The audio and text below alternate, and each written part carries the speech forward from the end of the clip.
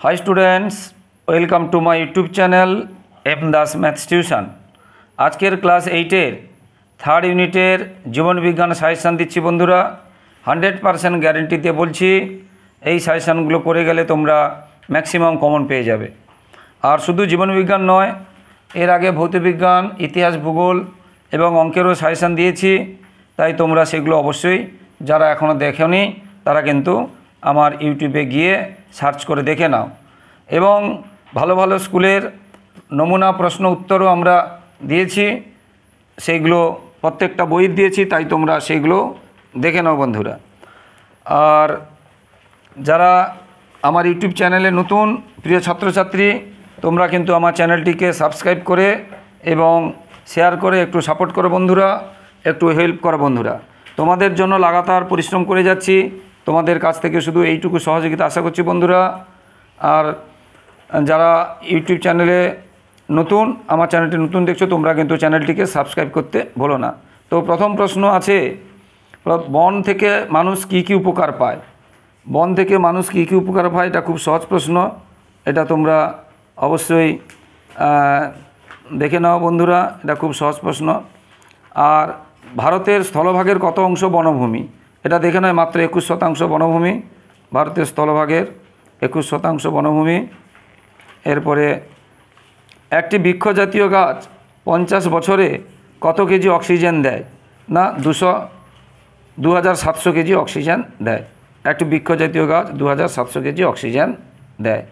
এরপরে most important প্রশ্ন আছে বন্ধুরা, হিউমাস কাকে বলে? হিউমাস কাকে বলে? মাটিতে গাছের লতা পাতা, প্রাণীর মৃতদেহ, বর্জ্য পদার্থ পচে গিয়ে যে অম্লধর্মী উপাদান তৈরি হয় তাকে হিউমাস বলে। এটা কিন্তু মোস্ট ইম্পর্ট্যান্ট আছে, তাই তোমরা অবশ্যই পড়বে। তাহলে মাটিতে গাছের লতা পাতা, প্রাণীর বর্জ্য পদার্থ, এগুলো পচে গিয়ে যে অণুজীবী দ্বারা এগুলো পচন হয়, পচে গিয়ে যে অম্লধর্মী পদার্থ তৈরি হয় তাকে হিউমাস বলে।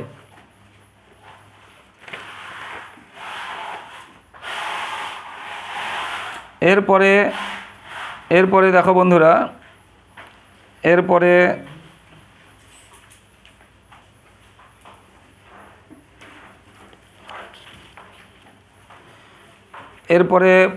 বর্ষা বনে কত প্রজাতির গাছ পাওয়া যায়?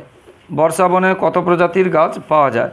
না 1,70,000 প্রজাতির গাছ পাওয়া যায় বর্ষা বনে, 1,70,000। সবথেকে ছোট স্তন্যপায়ী প্রাণীর নাম কি? না মাউস। সবথেকে ছোট স্তন্যপায়ী প্রাণীর নাম কি? মাউস। প্রতি সেকেন্ডে প্রায় কত প্রজাতি বর্ষাবন কাটা হচ্ছে? না প্রায় 1.5 একক। প্রায় 1.5 একক, একর, প্রায় 1.5 একর। এরপরে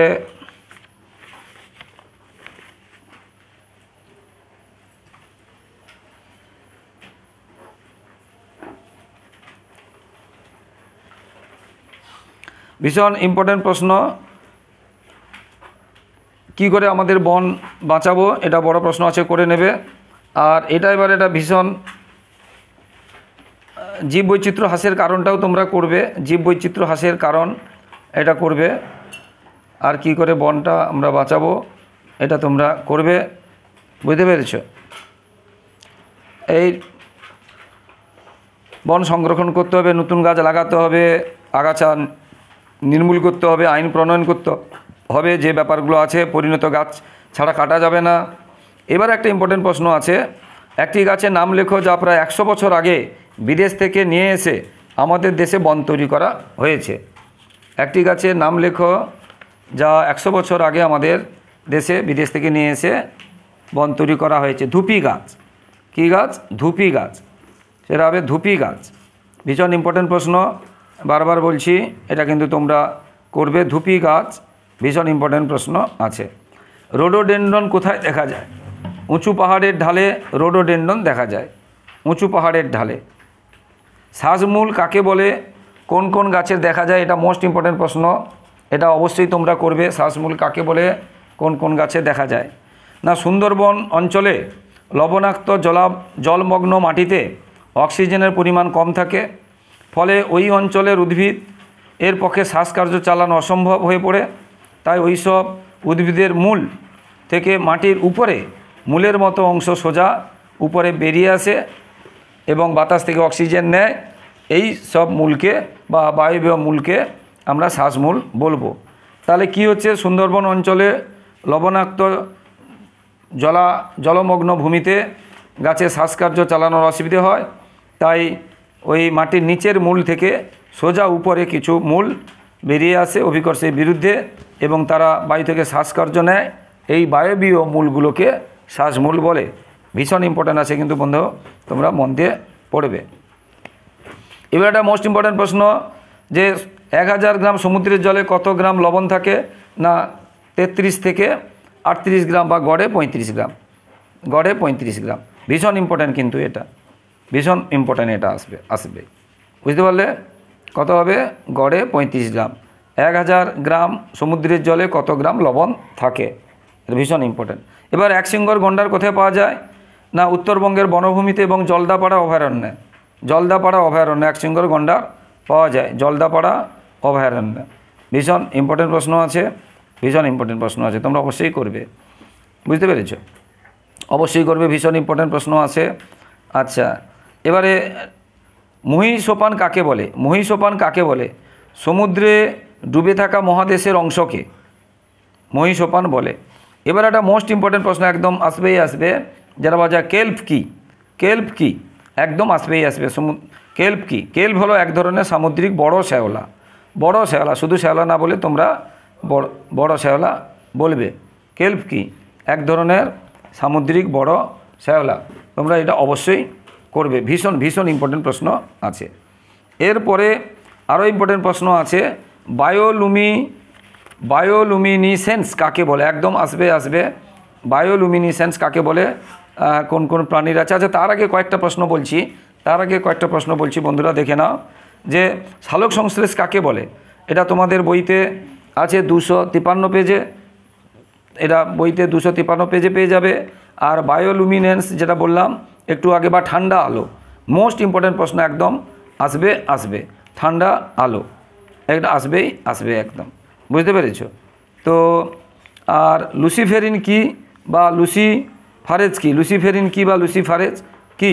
এটাও আসবে। বা কাদের দেখা যায়? জেলিফিশ, জোনাকি, এদের দেখা যায়, এরাই আলো দেয়। জেলিফিশ, জোনাকি এরা আলো দেয়। বুঝতে পেরেছ? প্লাঙ্কটন কাকে বলে? এটাও খুব করে আসে। ফাইটোপ্লাঙ্কটন কাকে বলে? উদাহরণ দাও। আর জুপ্লাঙ্কটন কাকে বলে? উদাহরণ দাও। এটাও ভীষণ পরিমাণে আসে। এবার অক্টোপাসের বাহুর সংখ্যা কয়টি? অক্টো মানেই 8, যেমন পেন্টা মানে 5, অক্টো মানে 8। অক্টোপাসের বায়ুর সংখ্যা হচ্ছে 8টি। অক্টোপাসের বায়ুর সংখ্যা কয়টি? 8টি। এবারে কোন অক্টোপাসের বায়ুর সংখ্যা তাহলে 8টি, অক্টো মানে 8। বুঝতে পারলে? এবারে কোন মোলাস্কা বা কম্বোজ প্রাণীদের দেহের বাইরে খোলক থাকে না? না অক্টোপাস। দেহের বাইরে খোলক থাকে না। কাদের? না অক্টোপাস। দেহের বাইরে খোলক থাকে না। কে?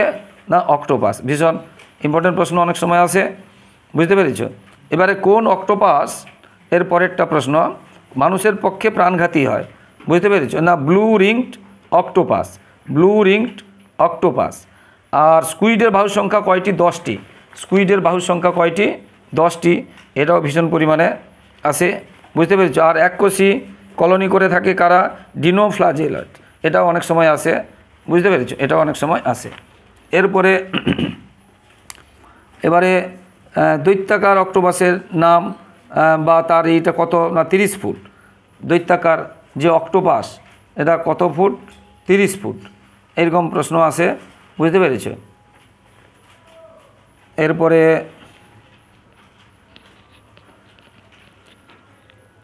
এরপরে সমুদ্রের ফেনা কি? একদম আসবে। সমুদ্রের ফেনা কি? একদম আসবে। কাটল ফিশ সমুদ্রের ধারে পচে গেলে দেহের ক্যালসিয়াম ঘটিত শক্ত জিনিস সহজে সংগ্রহ করা হয়। এই জিনিসই হলো সমুদ্রের ফেনা। একদম আসবে। বারবার বলছি, তোমরা কিন্তু এটা অবশ্যই করবে। সমুদ্রের ফেনা। এটা অন্য পেজ দিয়েছি, সেই জেরক্স কপি দিয়েছিনি।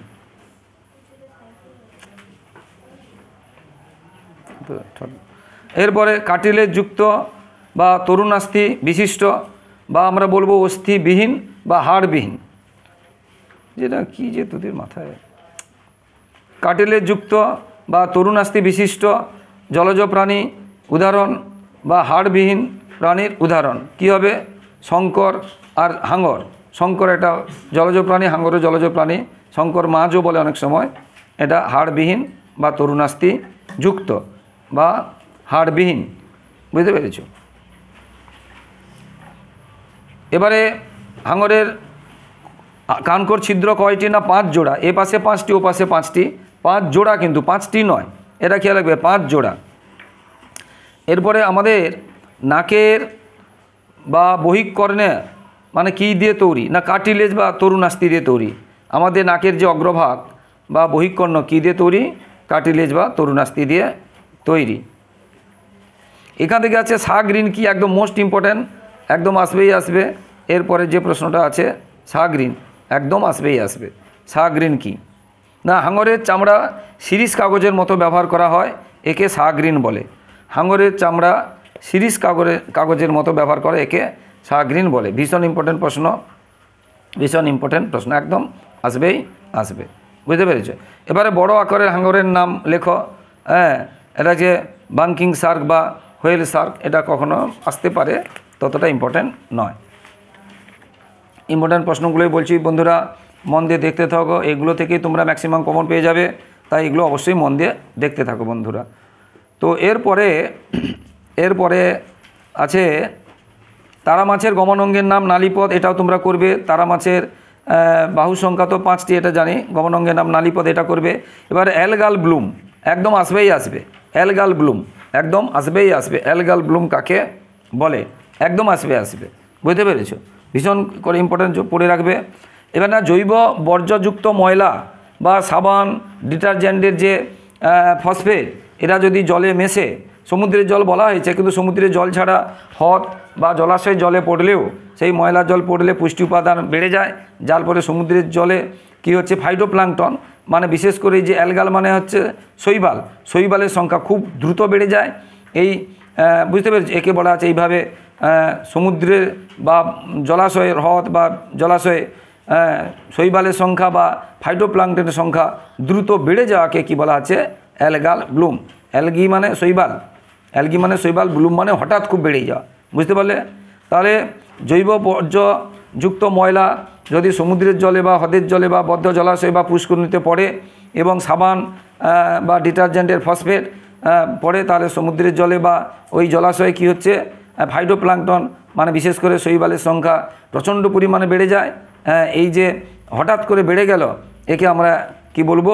অ্যালগাল ব্লুম, একেই আমরা বলবো অ্যালগাল ব্লুম, বুঝতে পেরেছো? ভীষণ ইম্পর্টেন্ট প্রশ্ন, কিন্তু তোমরা অবশ্যই করবে, ভীষণ ইম্পর্টেন্ট প্রশ্ন। দরকার হয় তোমরা এটা নিয়ে নাও, স্ক্রিনশট নিয়ে নাও বন্ধুরা। বারবার এটা বলছি, শুনে নাও, কারণ খুব ইম্পর্টেন্ট আছে, তাই বারবার বলছি।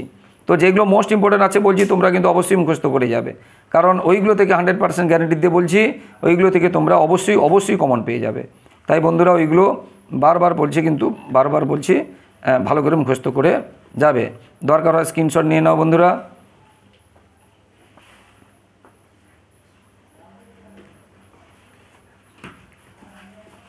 এরপরে ডিনোফ্লাজেলেটার সংখ্যায় বেড়ে গেলে সমুদ্রের জলের রং কেমন হয়? না লাল হয়ে যায়।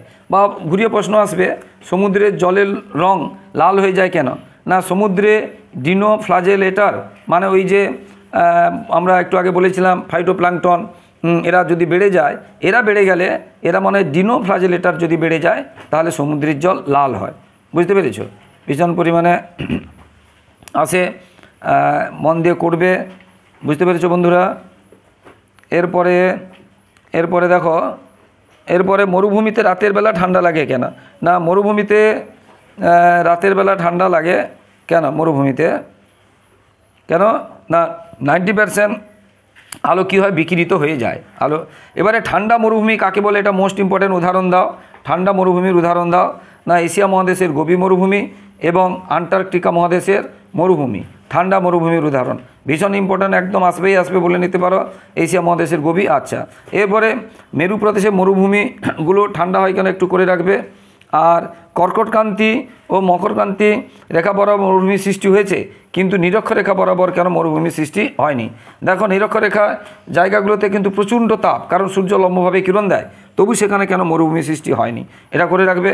এবারে মরুভূমির মরুদ্যান কাকে বলে বা কিভাবে সৃষ্টি হয়, এটা বড় প্রশ্ন, দরকার হয় তোমরা স্ক্রিনশট নিয়ে নাও, এটা বড় প্রশ্ন, বুঝতে পেরেছ? মরুভূমিতে শুধু বালি বালি বালি, বুঝতে পেরেছ? বৃষ্টির তো নামগন্ধ নেই, গাছপালা জলাশয় এগুলো থাকেই না বলে বলা চলে, কিন্তু যেখানে মরুদ্যান আছে তার চারদিকে গাছপালা জলাশয়, চারদিকে কিছু প্রাণীরও বসবাস হয়। কেন হয় না, বালি এই যে সমুদ্র মানে বালি হলে ওর নিচে কিন্তু অনেক গভীরে কিন্তু যে শিলাস্তর রয়েছে সেখানে কিন্তু জল আছে।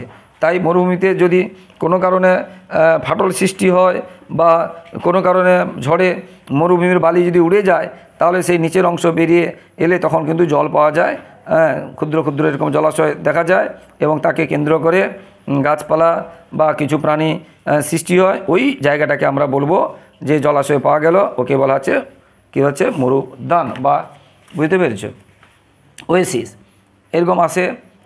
এবারে এই যে ক্যাকটাসের অ্যাকচুয়ালি ভীষণ ইম্পর্টেন্ট প্রশ্ন, কাঁটা আসলে কি না পাতা, ক্যাকটাসের কাঁটা আসলে কি পাতা, ভীষণ ইম্পর্টেন্ট। মরু অঞ্চলের সবচেয়ে দৈত্যাকার গাছের নাম কি না সাগুয়ারও, ভীষণ ইম্পর্টেন্ট, 50 ফুট উঁচু হয়। আর ক্যাকটাসের গাছগুলোর যে কাঁটা সেটা আসলে কি না পাতা রূপান্তর, মোস্ট ইম্পর্টেন্ট আছে, কিন্তু এটাও তোমরা করবে, বুঝলে? কোন গাছ থেকে অভিযাত্রীরা জল তেষ্টা মেটায়, ওই সাগুয়ারো গাছ থেকে। কোন গাছ থেকে অভিযাত্রীরা, মানে মরু অঞ্চলে তো গাছপালা কম, আর টিউবওয়েল তো নেই, পুকুরও তো নেই, এই জন্য, বুঝতে পেরেছ? মরুভূমিতে কোন গাছে প্রচুর পাতা থাকে? মরুভূমির গাছে সাধারণত পাতা থাকে না, কাঁটা থাকে, কিন্তু মেসকুইড বলে যে গাছ আছে তার কিন্তু প্রচুর পাতা থাকে। মরুভূমির গাছ অথচ পাতা থাকে, মেসকুইড, ভীষণ ইম্পর্টেন্ট প্রশ্ন, একদম আসবেই আসবে, ধরে নিতে পারো মেসকুইড, বুঝতে পেরেছ? গাছটার নাম কি হলো? মেসকুইড। এরপরে মরুভূমির জাহাজ তো উটকে বলে, জানো? আচ্ছা, উটের যে কুঁজো তাতে কি থাকে না চর্বি। অ্যাকচুয়ালি চর্বি, জল জমা থাকে না কিন্তু কুঁজোতে চর্বি জমা থাকে, উটের কুঁজোতে চর্বি জমা থাকে, চর্বি থেকে পরে জল তৈরি হয়, বুঝতে পেরেছ? আর কোথাকার উট 2 কুঁজ বিশিষ্ট? ব্যাকট্রিয়ান, এটা কখনো কখনো আসতে পারে। আচ্ছা, কোন প্রাণী নাকের ফুটো বন্ধ করতেও খুলতে পারে? উট একসাথে কত জল পান করতে পারে? না প্রায় 25 গ্যালন, প্রায় 25 গ্যালন। উট কত দিন না খেয়ে বাঁচতে পারে? প্রায় 7 দিন। কোন কোন প্রাণী গরম ঘুম, শীত ঘুম না, এস্টিভেশন চলে যায়? কোন কোন প্রাণী গরম ঘুমে? দেখো আমরা জানি যে যোগ কিন্তু মানে গরমকালে দেখা যায় না, কিছু কিছু যোগ, শামুক, এগুলো কিন্তু গরম ঘুমে চলে যায় বা গ্রীষ্ম ঘুমে চলে যায়, বুঝতে পেরেছ এটা? আর কোন সাপের লেজ ঝুমঝুমি, মানে লেজে ঝুমঝুমি থাকে? না র্যাটল সাপ। কোন সাপের লেজে ঝুমঝুমি থাকে? আর উটের ওই যে উঁচে জল কত হয়, বুঝতে পেরেছ? এটা একটা প্রশ্ন আসে যে কত চর্বি থেকে কত জল হয়, এরকম একটা প্রশ্ন আসে।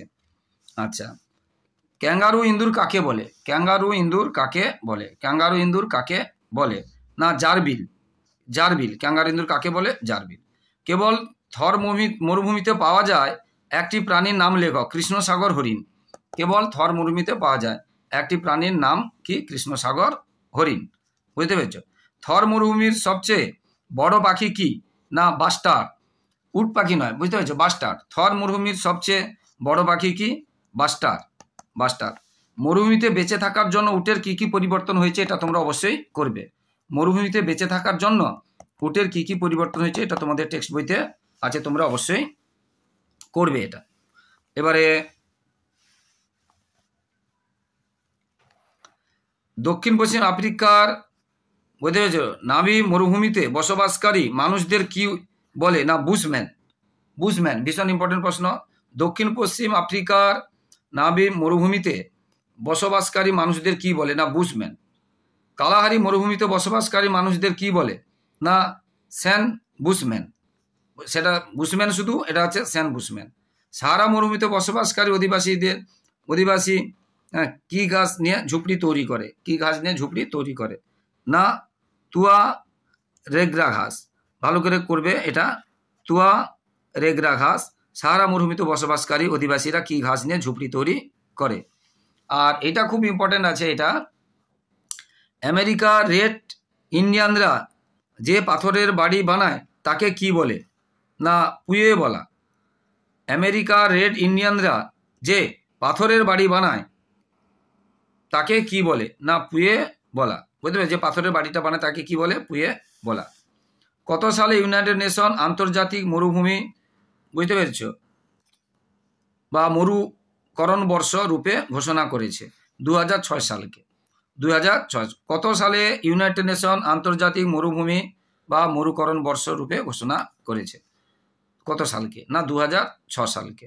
2006 সালকে। মরুপ্রসার রোধে কি কি ভূমিকা গ্রহণ করা যেতে পারে? এটা ইম্পর্টেন্ট আছে, এটাও তোমরা বড় প্রশ্ন। মরুভূমি যাতে না প্রসার হয়, মানে যাতে না বাড়ে, তার জন্য কি কি করা যেতে পারে, এটাও তোমরা করবে। এবারে শীত ঘুম, আমরা একটু আগে গ্রীষ্ম ঘুমের কথা বলেছি, এবারে শীত ঘুম কাকে বলে? আমরা জানি যে কুনো ব্যাঙ বা কোলা ব্যাঙ, কিছু কিছু সরীসৃপ, সাপ, তারা কি করে শীতকালে তারা নড়াচড়া কম করে একটা নিরাবিল জায়গায় ঘরের কোণে টোনে বসে চুপচাপভাবে কাটায়। তাদের হৃদক্রিয়া এবং শ্বাসক্রিয়াও কমে যায়, তাদের খাওয়া দাওয়া থাকে না, সেই অবস্থাকে বলে শীত ঘুম। যেটা আমরা বললাম শামুকের দেখা যায়, ব্যাঙের দেখা যায়, সাপেরও দেখা যায়। বুঝতে পেরেছ? শামুকের কিন্তু শামুকও আমরা বর্ষাকালে দেখতে পাই। বুঝতে পেরেছ? শামুককে আমরা বর্ষাকালে দেখতে, এটা বুঝতে পেরেছ? শীত ঘুম থাকে সাপ আর ব্যাঙ এদের। বুঝেছ? পরিযান কাকে বলে? না অনুকূল পরিবেশের দিকে তারা যদি এসে আশ্রয় নেয়, আবার পরিবেশ ঠিক হলে তারা ফিরে যায়, তাকে বলা আছে পরিযান। এটা অনেক সময় আসে। মেরু ভাল্লুক কিভাবে সুমেরুতে বেঁচে থাকে? মেরু ভাল্লুকে এত প্রচন্ড ঠান্ডা সুমেরুতে তার কি কি পরিবর্তন হয়েছে বা কি কি ব্যবস্থা হয়েছে বেঁচে থাকার জন্য, এটাও করে রাখবে, এটাও করে রাখবে তোমরা। এবারে এস্কিমো শব্দের অর্থ কি? এস্কিমো শব্দের অর্থ কি? না যারা কাঁচা মাংস খায়। বুঝতে পেরেছো? যারা কাঁচা মাংস খায়। এবারে আর্কটিক মেরু অঞ্চলে স্থায়ীভাবে বসবাস করে যে মানুষ তাকে কি বলে? না এস্কিমো। আর্কটিক অঞ্চলে, বুঝতে পেরেছো, স্থায়ীভাবে বসবাস করে যে মানুষ তাকে কি বলে? না এস্কিমো। এস্কিমোদের বরফের তৈরি বাড়িকে কি বলে? ইগলু। এস্কিমোদের খাদ্য কি? এটা শিল, শ্যামল, এই সমস্ত তারা, তিমি ভালুক এই সমস্ত খায়। এস্কিমোদের কুকুরের টানা গাড়িকে কি বলে? স্লেজ গাড়ি। এস্কিমোদের কুকুরের টানা গাড়িকে বলে স্লেজ গাড়ি। কোন কোন যৌগ ওজন স্তরের ঘনত্ব কমিয়ে দেয় বা ওজনের ক্ষতি করে বা ওজন হোল তৈরি করে বা ওজন ছিদ্র তৈরি করে? ক্লোরোফ্লুরোকার্বন CFC এবং হ্যালেন জাতীয় যৌগ। ক্লোরোফ্লুরোকার্বন ও হ্যালন জাতীয় যৌগ এরা হচ্ছে কি করে? ওজন স্তরের ক্ষতি করে, ওজন স্তরের ক্ষতি করে। Most important CFC। এবারে বন্যপ্রাণী কমে গেছে কেন? এটা তোমরা করবে, বন্যপ্রাণী কমে গেছে কেন। এবার IUCN এর পুরো নাম কি? এটা একদম মোস্ট ইম্পর্টেন্ট, এটা আসবে। IUCN এর পুরো নাম কি? IUCN এর পুরো নাম মোস্ট ইম্পর্টেন্ট, একদম আসবে। International union for the conservation of natural resource. International union for the conservation of natural resource. International union for the conservation of natural resource, IUCN এর পুরো নাম। বুঝতে পেরেছ? এবার কিছু বিরল বা বিলুপ্ত প্রায় প্রাণীর উদাহরণ দেওয়া। এখন শকুন কমে যাচ্ছে, একশৃঙ্গ গন্ডার কমে যাচ্ছে, বুঝতে পেরেছ? রয়্যাল বেঙ্গল টাইগার কমে যাচ্ছে, এরকমগুলো যেগুলো। এবারে রেড ডাটা বুক কাকে বলে? এটা most important. Red data book কাকে বলে? এটা মোস্ট ইম্পর্টেন্ট আছে। রেড ডাটা বুক কাকে বলে? তোমরা এটা কিন্তু অবশ্যই করে যাবে। রেড ডাটা বুক কাকে বলে?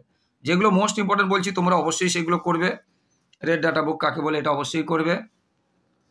না IUCN নামের একটি আন্তর্জাতিক সংস্থা বিপন্ন প্রাণীদের একটি তালিকা প্রকাশ করে, এই তালিকার নাম হলো রেড ডাটা বুক। তাহলে কি হচ্ছে? IUCN, যেটা একটু আগে বলেছি, international union for the conservation of natural resource, যে সংস্থা, আন্তর্জাতিক সংস্থা বিপন্ন প্রাণীদের একটি তালিকা প্রস্তুত করে, এই তালিকার নাম মানে একটা বই আকারে বের করে, তাকে বলে রেড ডাটা বুক। বুঝতে পেরেছে?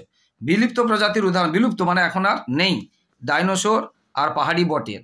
বিলুপ্ত প্রাণী মানে কি এখন আর নেই, পুরো বিলুপ্ত হয়ে গেছে। বুঝতে পেরেছ? জিঙ্ক ব্যাংক কাকে বলে? বহু প্রাচীনকাল থেকে বিপন্ন জীবকে রক্ষা করার জন্য নানা প্রচেষ্টা গ্রহণ করা হয়েছে। প্রাকৃতিক সম্পদের অন্তর্গত জীববৈচিত্র্য সংরক্ষণের জন্য গৃহীত সকল পদ্ধতিকে একত্রে জিন ব্যাংক বলা হয়। বুঝতে পেরেছ? এটা অনেক সময় আসে, কিন্তু এটা খুব আসে ইন সিটু সংরক্ষণ কাকে বলে আর এক্স সিটু সংরক্ষণ কাকে বলে, এটা একদম আসবে। ইন সিটু সংরক্ষণ মানে তার নিজস্ব পরিবেশে তাকে বাঁচিয়ে রাখা, সেটা উদ্ভিদ হতে পারে, প্রাণী হতে পারে। আর এক্স সিটু সংরক্ষণ তাদের সংরক্ষণ বা তার নিজস্ব পরিবেশ থেকে দূরে, ধরো সুন্দরবনে রয়্যাল বেঙ্গল টাইগারকে ওই বন থেকে তুলে নিয়ে এসে কলকাতার আলিপুর চিড়িয়াখানায় বা অন্য কোথাও রাখা হলো, সেটা হবে এক্স সিটু।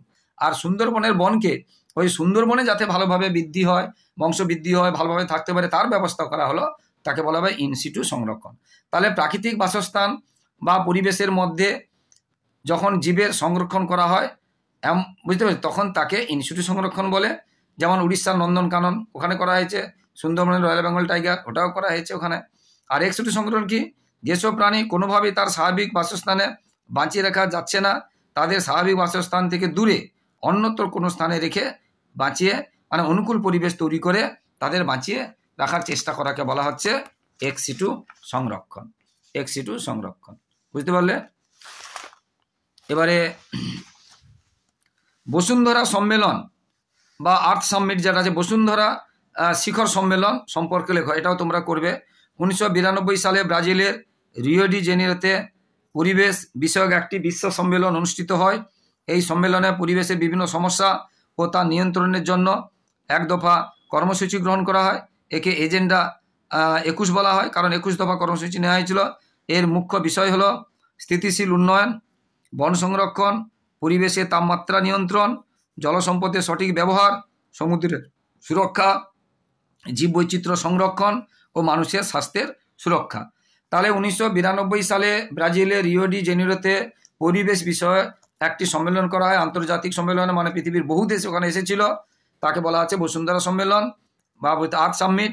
এবং ওইখানে আবার 21টি দফা নেওয়া হয়েছিল, কী কী, সেই জন্য ওকে এজেন্ডা 21 বলা হয়।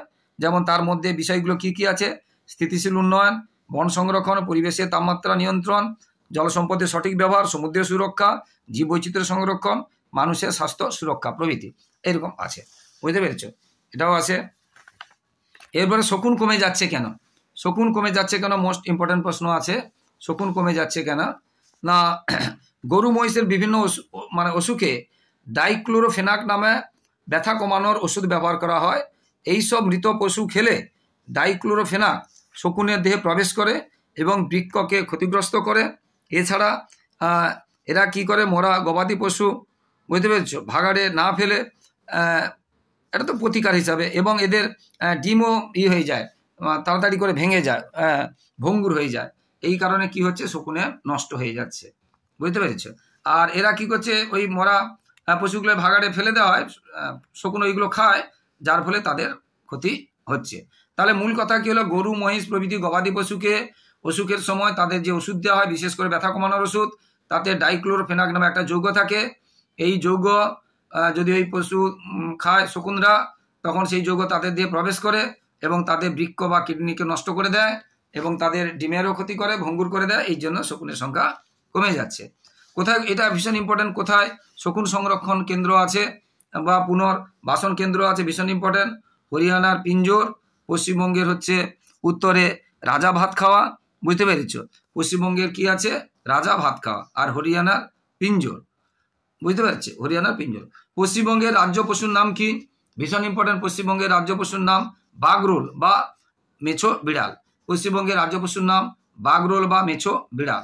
শুষ্কের লম্বা নাককে কি বলে, রস্ট্রাম। শুষ্কের লম্বা নাককে, ভীষণ ইম্পর্টেন্ট, আসবে, তাকে বলে রস্ট্রাম। শকুন কোন শ্রেণীর প্রাণী? স্তন্যপ্রায়ী। শুশুক মানে জলে থাকে, ডলফিন, এটা আছে কিন্তু স্তন্যপায়ী, বুঝতে পেরে? আবার এর গায়ে লোম নেই। যদি বলে কোন প্রাণী স্তন্যপায়ী অথচ লোম নেই, তখন তোমরা বলবে সেই শুশুক বা গঙ্গার শুশুক। ভীষণ ইম্পর্টেন্ট প্রশ্নগুলো বলছি বন্ধুরা, অবশ্যই করবে। এরপরে এটা একদম আসবে, ধরে নিতে পারো, ভীষণ ইম্পর্টেন্ট প্রশ্ন। কোন কোন প্রাণীর ইকোলোকেশন দেখা যায়? ইকোলোকেশন তন্ত্র মানে রাত্রে ওরা বিচরণ কি করতে পারে, এত জোরে জোরে কি করে উঠতে পারে। বাদুড়, চামচিকা আর শুশুক, এরা কিন্তু জলজ, বুঝতে পেরেছ? এটা জলজ, এটা হচ্ছে আমরা বাতাসে উড়ে জানি, বাতাসে আকাশে থাকে বাদুড়, চামচিকা। তাহলে কোন কোন প্রাণীর ইকোলোকেশন দেখা যায় না, বাদুড়, চামচিকা, শুশুক। ব্লাবার কি, মোস্ট ইম্পর্টেন্ট, ব্লাবার আসবে। তিমি, শুষ্ক, স্তন্যপায়ী জলজ প্রাণীদের চামড়ার নিচে সঞ্চিত পুরু বুঝতে স্তরকে ব্লাবার বলে। ইয়া জলের তলায় এদের শরীরকে গরম রাখে, একটা চর্বির যে স্তর থাকে। তাহলে তিমি, শুষ্ক, স্তন্যপায়ী জলজ প্রাণীতে চামড়ার নিচে সঞ্চিত পুরু যে চর্বির যে স্তর থাকে তাকে ব্লাবার বলে। এটাকে হচ্ছে জলের তলায় এদের শরীরকে গরম রাখে। আর শুষ্কের সামনের পা কিসে পরিণত হয়েছে? ভীষণ ইম্পর্টেন্ট, একদম আসবেই আসবে। শুষ্কের সামনের পা ফ্লিপারে পরিণত হয়েছে, একদম আসবেই আসবে। ভারতের জাতীয় জলজ প্রাণী কি? ভারতের জাতীয় জলজ প্রাণী কিন্তু গঙ্গার শুষ্ক। ভারতের জাতীয় জলজ প্রাণী কি? গঙ্গার শুষ্ক। বুঝতে পেরেছ? এবারে গন্ডার গায়ে কাদা মাখে কেন? এটা তোমরা বই থেকে পড়ে নেবে, গন্ডার গায়ে কাদা মাখে কেন। আর পুরুষ গন্ডার বিরক্ত হলে কি করে? এটা বই থেকে পড়ে নেবে। গন্ডারের কোন দাঁতটা লম্বা? নিচের তোয়ালের কৃন্তক। গন্ডারের কোন দাঁত লম্বা? নিচের নিচের চোয়ালের কৃন্তক। এটা তোমরা করবে। আর গন্ডারের একটা জিনিস পড়বে ভীষণ ইম্পর্টেন্ট, গন্ডারের মল ত্যাগের বৈশিষ্ট্য। এটা ভীষণ ইম্পর্টেন্ট, গন্ডারের মল ত্যাগের বৈশিষ্ট্য। গন্ডার একটা অদ্ভুত অভ্যাস হলো একই জায়গায় মল ত্যাগ করে, ফলে দিনের পর দিন একই জায়গায় মল ত্যাগ করার ফলে একটা স্তূপ আকারে মানে উঁচু মল মানে স্তূপের আকারে মলগুলো জমে যায়। এটা হচ্ছে গন্ডারের মল ত্যাগের একটা বৈশিষ্ট্য। বুঝতে পারলে? এইগুলো মূলত আসে এইগুলো থেকে।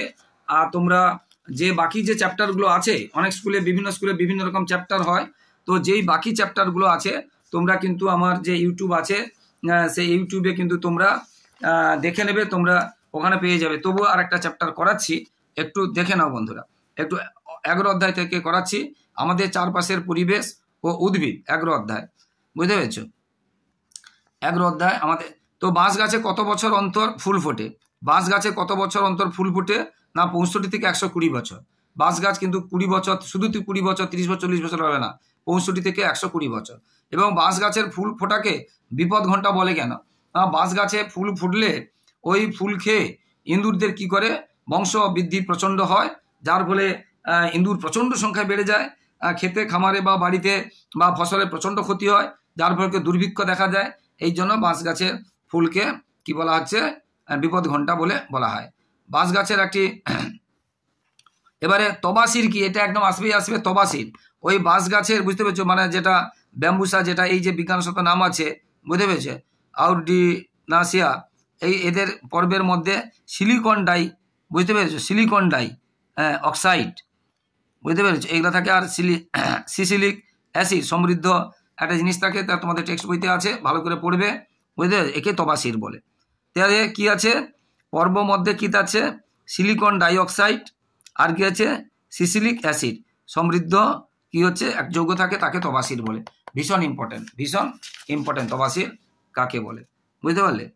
এবারে কচুরিপানা কিভাবে জলে এটা করতে পারো? রজনোট্যানিন কি গাছ থেকে পাওয়া যায়? আমরা জানি রজনোট্যানিন শাল গাছ থেকে পাওয়া যায়, আমরা জানি এটা। এটা খুব সহজ। এবারে এখানে শ্বাসমূল কাকে বলে? মোস্ট ইম্পর্টেন্ট প্রশ্ন, তোমরা করে রাখবে। শ্বাসমূল সুন্দরী গাছে, বুঝতে পারছো, মূলগুলো কি হচ্ছে, যেহেতু লবণাক্ত কাদা মাটিতে জন্মায়, বুঝতে, সেই জন্য তারা কি করে, ওখানে অক্সিজেন পায় না বলে মূল অভিকর্ষের বিপরীতে উপর দিকে উঠে বায়ুমণ্ডল থেকে অক্সিজেন গ্রহণ করে, একে শ্বাসমূল বলে। ঠেসমূল কোন গাছে থাকে? কেয়া গাছে থাকে, ওই ম্যানগ্রোভ অরণ্যে থাকে, কারণ কাদা জায়গায় জন্মায়, ওদের কাণ্ডটা শুয়ে পড়ে, তাই ঠেক দিয়ে তারা থাকে। বুঝতে পেরেছো? আদার দাম মধ্যযুগে বিশাল আদার দাম ছিল, বুঝতে পেরেছো? মধ্যযুগে আদার দাম ছিল এই যে একটা ভেড়ার দামের সমান, একটা ভেড়ার দামের। এটা লবঙ্গতে ব্যাকটেরিয়া নাশক রাসায়নিক পদার্থ থাকে কি? ভীষণ ইম্পর্টেন্ট প্রশ্ন, সেটা গেছি ইউজিনল। একদম আসবেই আসবে, ইউজিনল। লবঙ্গতে ব্যাকটেরিয়া নাশক যে রাসায়নিক পদার্থ থাকে তার নাম কি? ইউজিনল।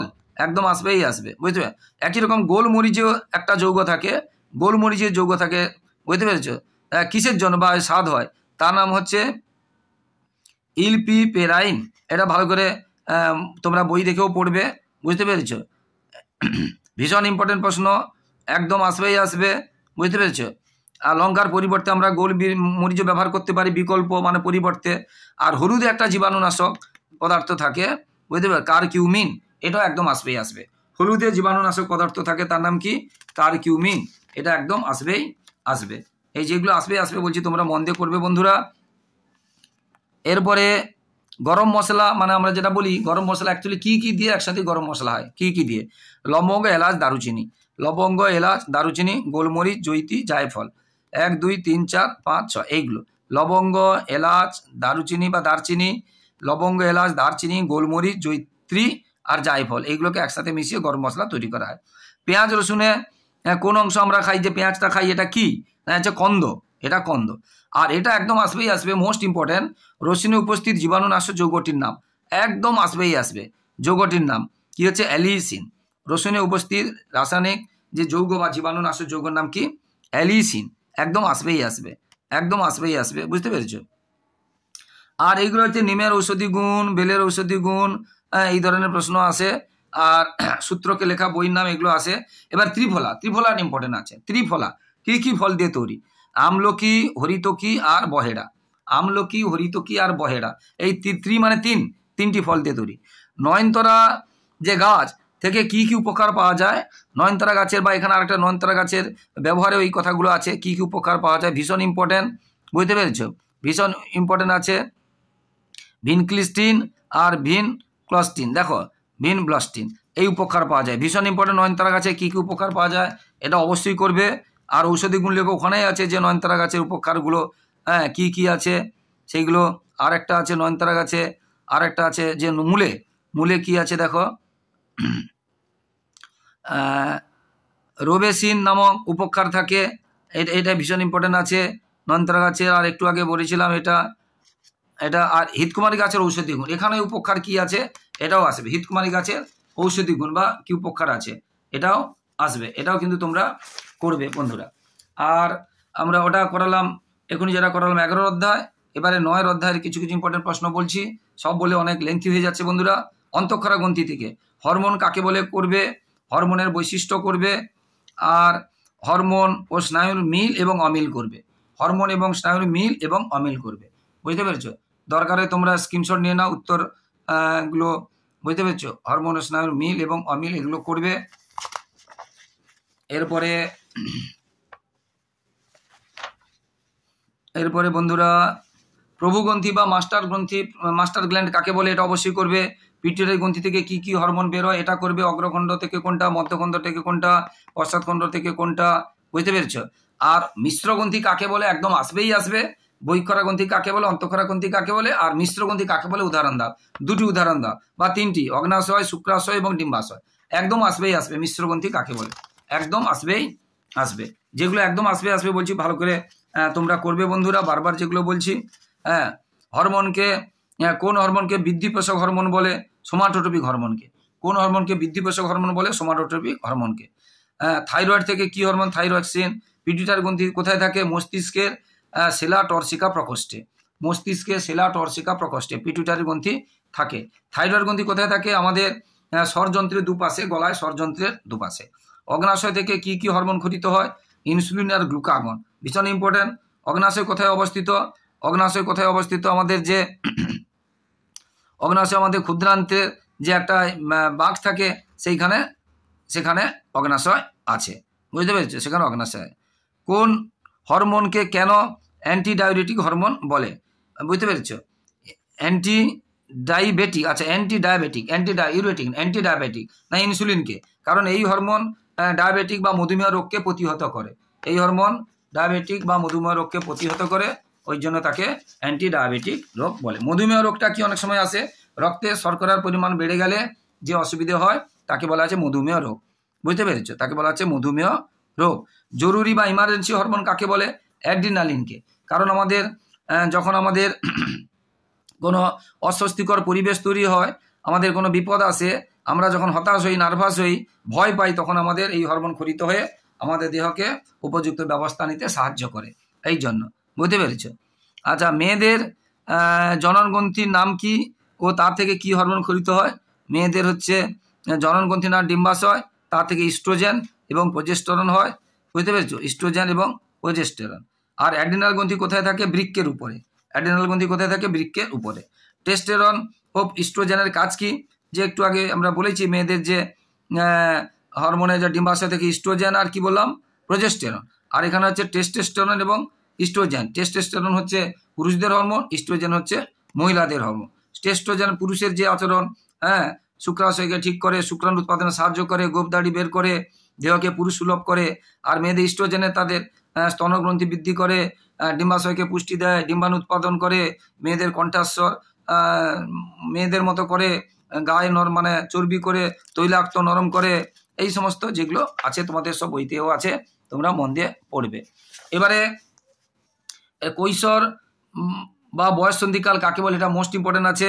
শৈশব থেকে যৌবনের মধ্যবর্তী সময়কালকে কৈশোর বা বয়ঃসন্ধিকাল বলে, এটা ভীষণ ইম্পর্টেন্ট আছে।